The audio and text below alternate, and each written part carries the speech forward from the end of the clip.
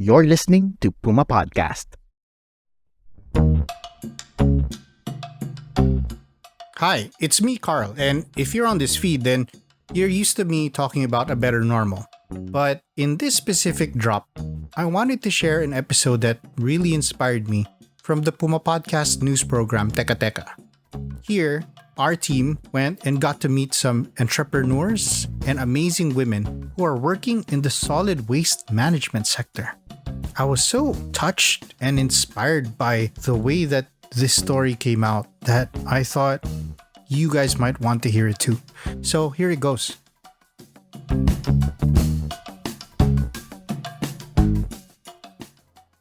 I'm Ana de Chavez. I'm Clean Cities Blue Ocean Women in Waste Economic Empowerment Activity Manager.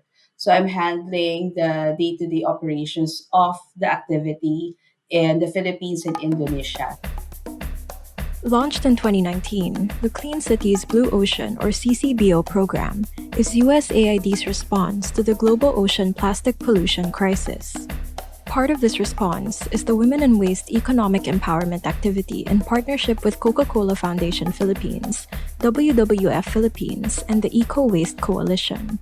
Specifically with we were working with women in the different parts of the value chain. We prioritize those in the lowest ranks. Solid waste is also an industry in the Philippines, but there's a stigma not only for women but for both men and women who are in this kind of work. That's why we focus on but this time more on women because they're given also less opportunities in SWM. That's solid waste management. Most of them are in the informal sector and do not have such benefits or the other usual benefits that make them very vulnerable in terms of their occupation. The fact that the Philippines is chosen as one of the beneficiaries of USAID, so it means that there's a lot of work in SWM for the funds to come in here, and there's a lot of things that needs to be improved. We saw the WE activity at work and up close.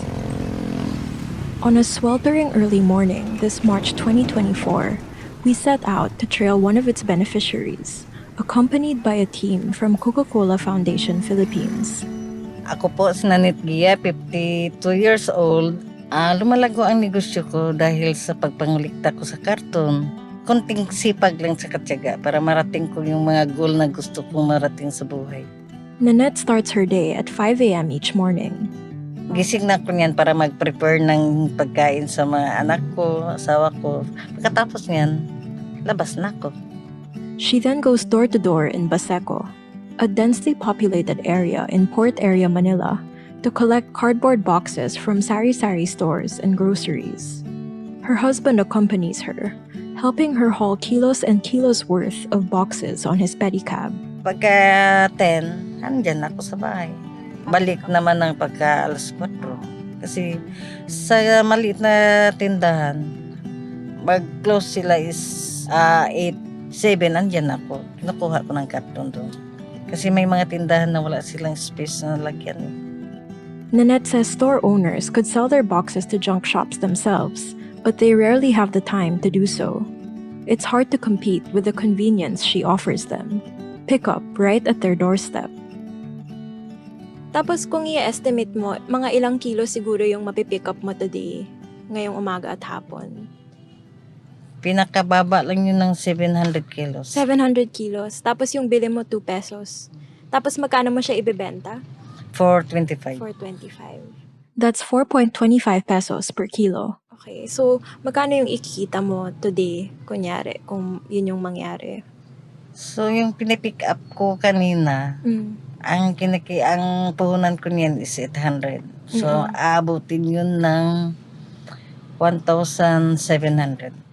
Kahit paano, may 225 man din ako kada kilo.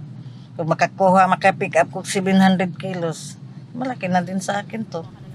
Kaya sa Kuliglig, 300 man lang ang singil nila. Kuliglig is a motorized pedicab she rents to transport her kilos worth of boxes to the junk shop. Nanette says she earns an average of 800 to 900 pesos a day, collecting and reselling boxes. But that's not all she does. She still works odd jobs, cooking for birthday parties, weddings, and church events.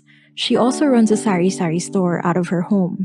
This is how she put 4 kids through school, all the way to college as a single mother when her first husband died. Sa unang asawa ko, maliit pa yan sila yung 4. So pagkamatay sa asawa ko, buntis ako ng bunso kung una na 1 month. Ako nanay, ako tatay. Kahit buntis ako, nagtatrabaho ako sa tulong sa mga Daughters of Charity. Akala ko sa sarili ko, hindi ko kaya silang buhayin. So makita lang nila ako paggabi na. Pagdating naman ng umaga, alis naman ako. Ako yung naghanap buhay. Yung time na yun, sabi ko, Panginoon, ikaw na bahala sa akin kasi siyempre walang-wala talaga ako. Magkano lang kinikita ko. Siguro biniblisingan ng mga bata na matalino. So hanggang nakatapos sila. Her 2 youngest are still in school. Pagdasal mo na lang, bigyan ka palagi ng lakas. Panginoon lang bahala at lahat. Yun ang ko laging pinapanalangin. Nabigyan niya ako ng lakas loob na matagumpayan ko. Alang-alang sa 2 kasi yung 4 katapos na eh. Yung 2 na lang. But despite the heavy workload, Nanette is looking to do more. She and her new husband are saving up for a vehicle so that they can venture out further than Baseco to tap bigger markets. So sabi ko sa asawa ko, magtulungan tayo. Kasi kung wala tayong sasakyan, hindi tayo makaipon masyado. Mag-ipon tayo para makabili tayo sa sasakyan. Kahit paano, lahat na area ang pwede nating puntahan, lalo na sa Divisoria, pagdating ng gabi, yung mga bote, plastic bote, saka karton doon, mabilis doon. So, kailangan ko talaga ang sasakyan. Kaya nag-ipon ako. Nagtiis-tiis ako na magpuntahan sila. Nanette's grant includes 7,900 pesos as startup capital, a sidecar, and other in-kind support, including a weighing scale. So far, masaya ako sa mga blessing ng tanggap. Nagmula sa WWE. Sa umpisa pa lang ang BBC mismo nag-endorse sa akin, WWE, hanggang sa Coca-Cola Foundation. Wala ako ngayon dito kung hindi dahil sa kanila. Kaya nga, malaking utang na loob ko sa kanila. Kaya yung binigay na sa akin, pagbutihan ko yan, iniingatan ko yan. We asked Nanette, what has she learned from being a WE member that she's now imparting to other women? Pag-segregate sa basura. Pangalawa, empowerment. Na ang trabaho sa lalaki kaya sa babae. Yung empowerment, hindi lang pwede na tulog-tulugan ka lang. Dinadaya ka. Tulad sa timbangan, dinadaya ko. Nagtimbang ako ng 45 kilos. Pagdating doon sa dinideliveran ko, 40 kilos na wala ang 5 kilos. Sabi ko, bakit ano nangyari sa timbangan nyo? That's why the Coca-Cola Foundation gave Nanette a scale of her own. Ano nilagay nyo? Tinitingnan ko talaga. Kasi hindi pwede tulog-tulugan ka lang. Malugi ka eh. We hear from another woman on the front lines of solid waste management after a quick break.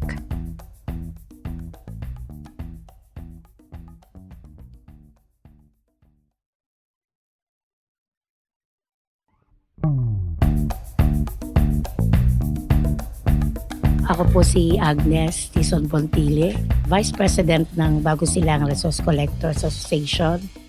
Agnes is 52 and also works as an environmental enforcer. That's how she came across the WE activity. Talagang nadagdagan po yung task ko kasi nabigyan po tayo ng opportunity na mabigyan ng funder, no, na mag-grant ng junk shop. So doon po ma'am, iba yung level. Kumbaga dati doon lang sa mga kailangan segregated. This time, it's about to increase yung financial mo ma'am eh. Kasi business na po ang pinag-uusapan. Medyo lumaki yung task, yung responsibilidad na nakaatang po sa akin o sa aming mga collector. Paano to manage no yung operation ng junk shop? Siyempre, dapat iwas yung mga reject, ano ba yung mga tamang mga presyohan. So doon po umiikot yung buhay ko ngayon namin mga collector. Agnes runs the junk shop with 2 other partners in Quezon City. They buy recyclables, bottles, boxes, and metal parts from collectors in the area. Yung walk-in, syempre may mga walk-in, mga neighbors natin kasi kilala na po talaga yung junk shop natin.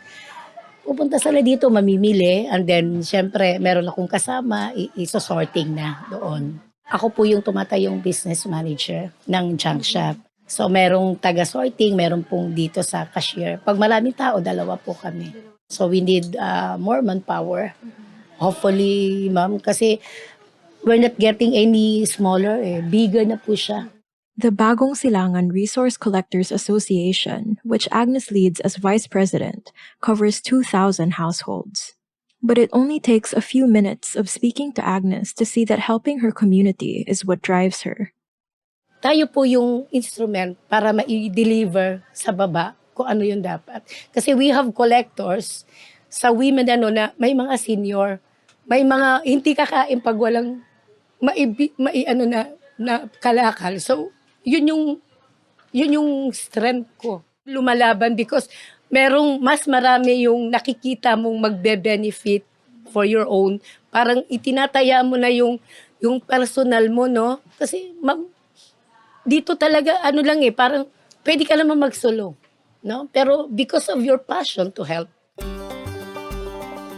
nakakatuwa nito, ma'am, kasi kahit yung bata, no, kakatok sila, magbebenta sila. Paglabas nila, may pambili na sila ng, alam mo yung palamig.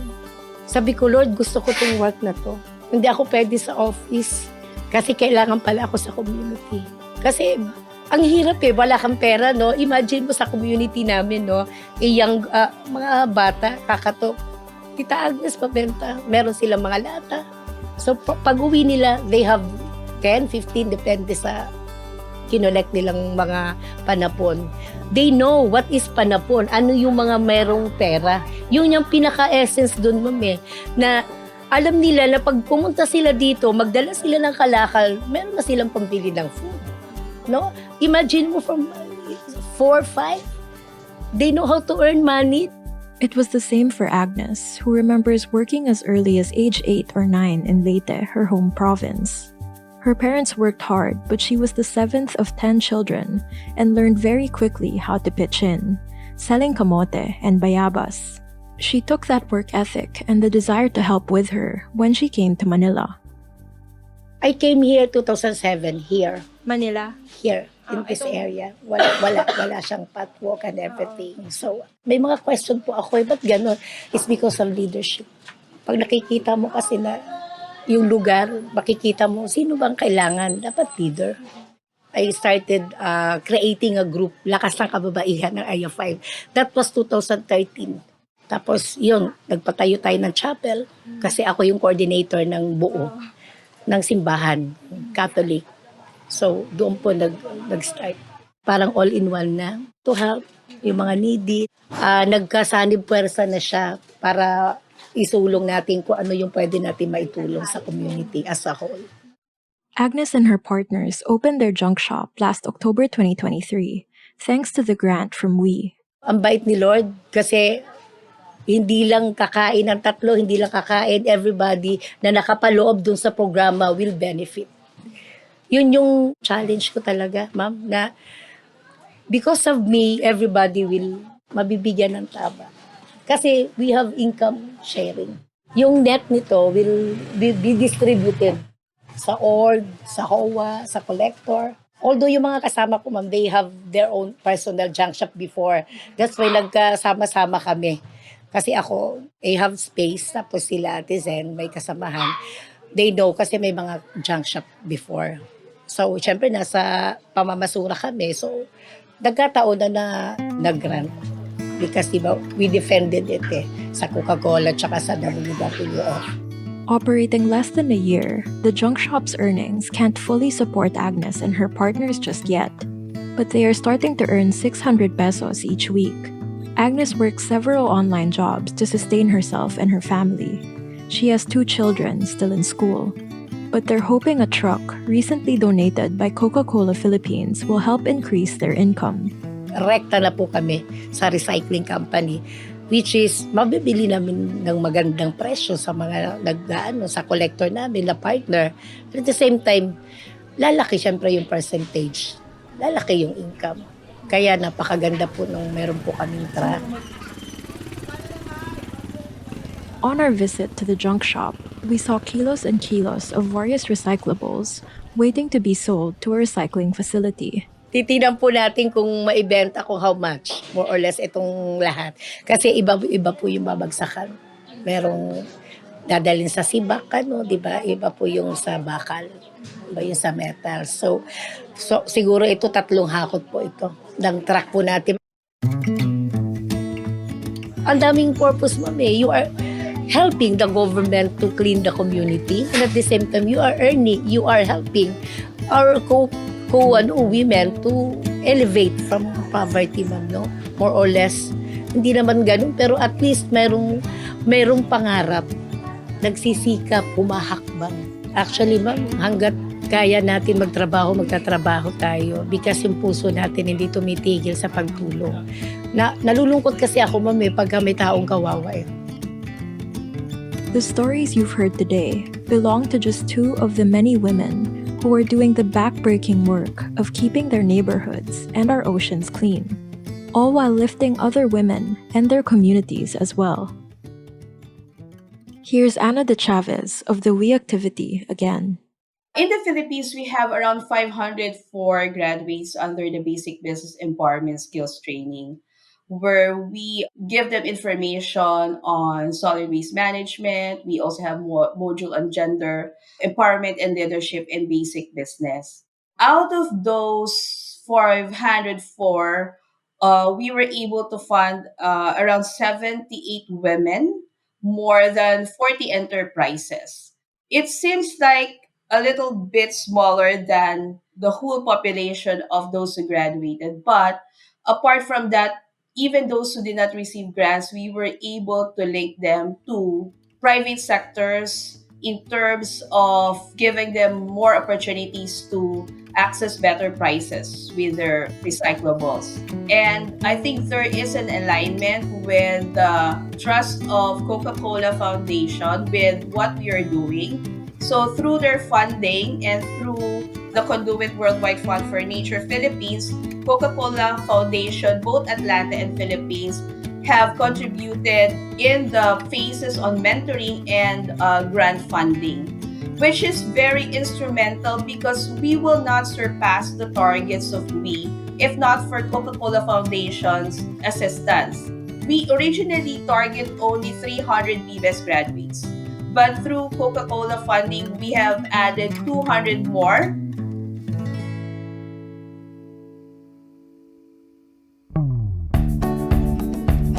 And that was today's episode of Teka Teka News. I'm Bella Perez Rubio. Our audio editor is Pidoy Blanco, and our senior news editor is Veronica Uy. This episode is made possible through the support of Coca-Cola Foundation Philippines and Coca-Cola Philippines, with assistance from WWF Philippines and USAID, Clean Cities and Blue Oceans. If you found this episode useful, share it with a friend or two, and thanks for listening.